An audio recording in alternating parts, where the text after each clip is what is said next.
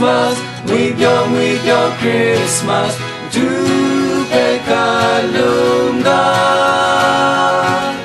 Merry, Merry Christmas, with your Christmas, to Pekalunga.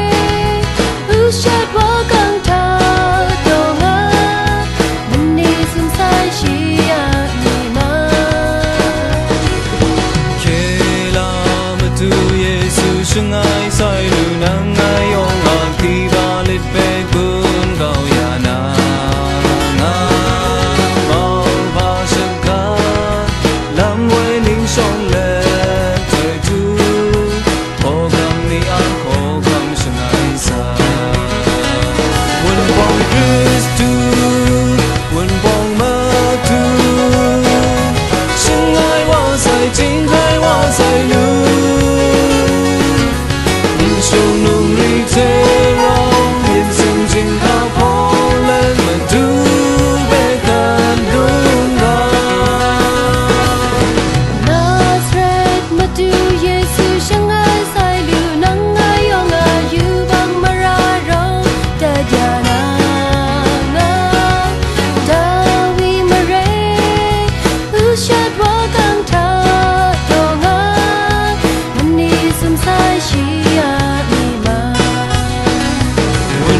Christmas.